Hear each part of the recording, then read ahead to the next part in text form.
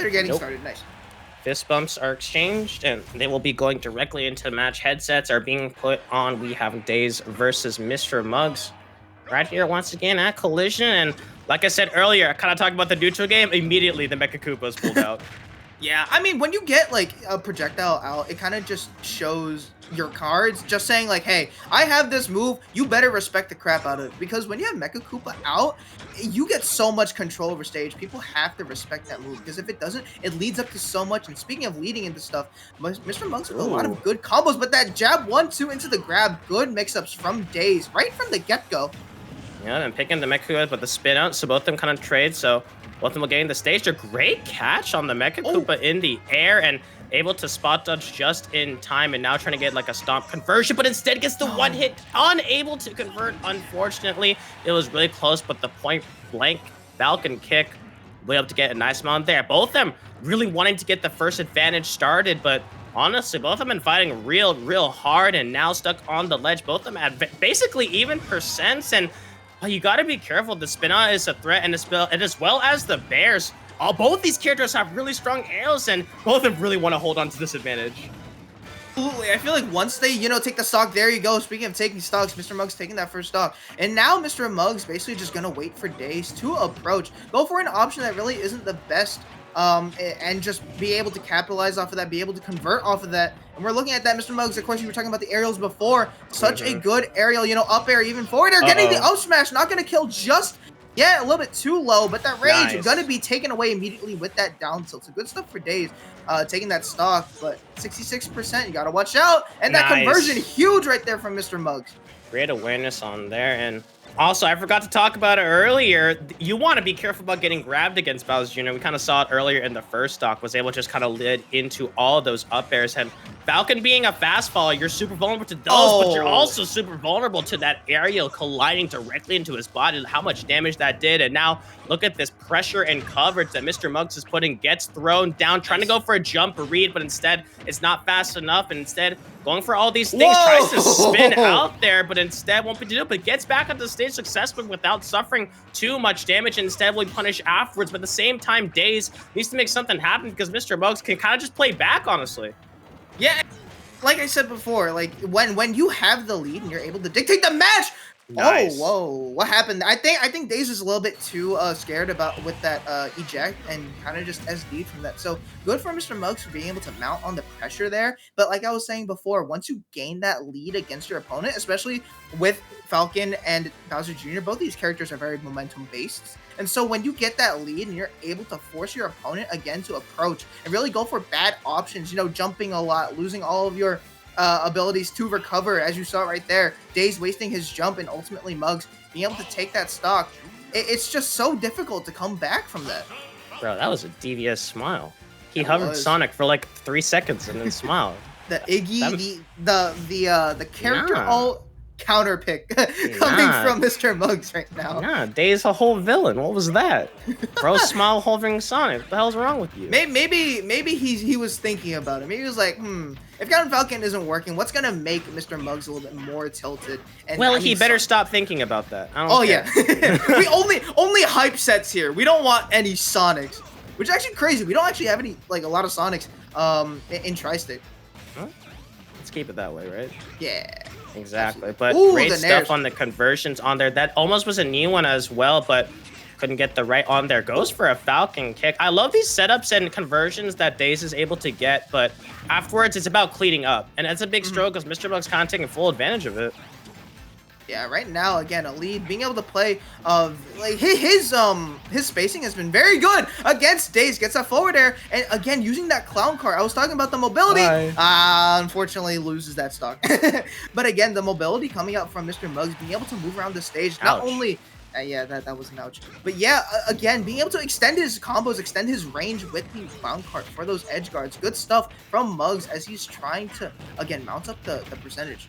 And now, great stuff. See, those are, like, that's the element about the conversions that are on point. The awareness to go for the F tilt off on there, almost getting the downer as well, trying to get the chase down, and gets the one hit in there, chasing all these defensive options. Daze trying to get the knee, but I love Muggs' patience, not air dodging, instead just DIing correctly. I love trying to catch it out there, but instead giving up this positioning, but an excellently placed smash attack directly into the cloud cart, utilizing that back fist. This is real good stuff. Daze in a really good position, but like you said earlier, the kind of the caveats is in the disadvantage state. You're seeing a lot of burnt jumps, but we're have to see how kind of works out there because Mr. Muggs off on there. This is the first big, loss that they've been in so far. We'll see if Daze can clean it up. And really, it's just if you can't clean this up and you allow your opponent to bring rack up the percentages again, overzealous with the up smash, but Daze not able to punish that, unfortunately. Oh, whoa! Oh, catching! I love that cat. He's DIing in, expecting trying to get those jabs instead.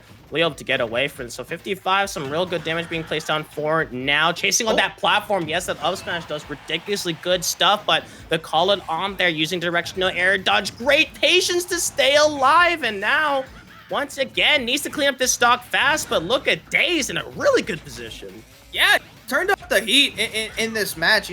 Despite losing by a 2-stock in that first game, he's showing how well he is adapted to Mr. Muggs. Gets that Falcon kick. I really love that from Daze, actually going for that option a lot. Nice. The back air gonna finally do the trick, and if there was any aerial that Daze has been hitting so consistently, it is that back air, and takes game number 2.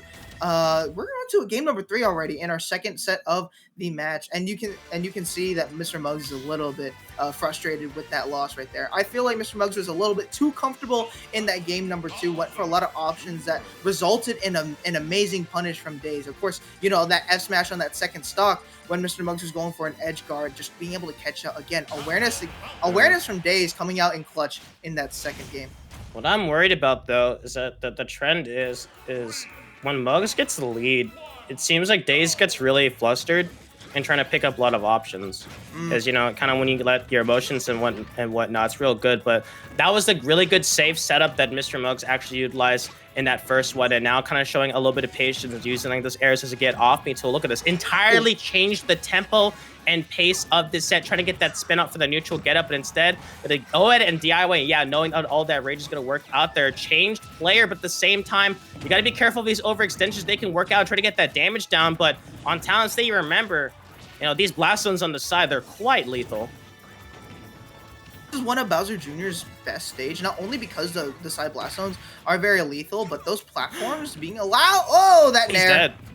He's dead, yeah. Oh, the assurance right there from Mr. Muggs, signing that contract right there, making sure that Daze doesn't come back alive. And this is huge percentage right now from Mr. Muggs. He's trying to rack it up, doesn't go for the knee there. Very interesting choice right there from Daze. I don't think the knee would have killed. Went for the back air assurance to try to kill off the left side of the blast zone. So I like the choice on there, but instead, the DI was perfect for the knee, but great coverage on there. But excellent utilization of the Falcon dive early in order to catch it out there. But now, see, remember I told you about earlier, the problem is when the lead is in the favor of Muggs, it seems like Daze has a much harder time to do so, and staying alive at 166 is a huge problem. Even that up air is not enough. Air dodge burned as well, trying to go for a down tilt, but instead missing it out there, and once again gets away with it, but the Falcon dive once again finally will kill. Jeez. Yeah, we're talking about kill power from both of these guys. Both Bowser Jr. and Falcon can pack a punch. Of course, Bowser Jr. having one of the strongest jabs, if not the strongest jab in the game. And right now, Daze trying to get as much percentage back as possible, catching out Mr. Muggs and calling him out so much, getting all this percentage, not connecting that knee, unfortunately, but sending Muggs off stage, who gets stage control back. It's back and forth between both of these guys. Very intense from both of these guys. Again, who will take the second stock?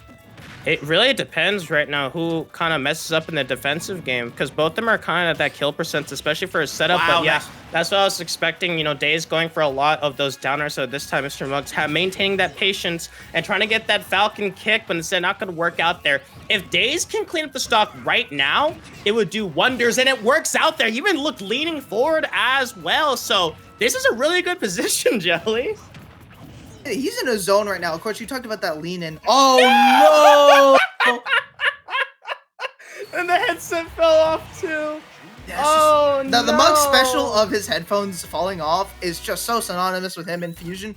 But I was talking about how Daze was getting in the zone, and then that happens. And Mr. Muggs, of course, going to take that in a very intense set between Daze. Both players going back and forth. And really, it all depended on who had the lead. That was a Mickey Mouse interaction. You know what? Daze, good on you. If that happens, I'm getting heated. I'm swinging. I don't care. I'm swinging. Like, I'm getting mad about that. That was some real good stuff. Great sportsmanship. And yeah, Mr. Mug's even shaking the head up. I was like, what the hell just happened on there? But I guess that's kind of working out. Hold on, we'll see it a little bit later. But this is kind of the big turnaround. Daze is able to kind of get this started with a lot of the mix. But at the same time, I feel like Muggs was able to kind of get that read, especially on that last game. Like, did not fall for the Falcon kicks on that, the neutral get up coverage as well. And being able to just kind of keep on retreating away. Yeah, like that.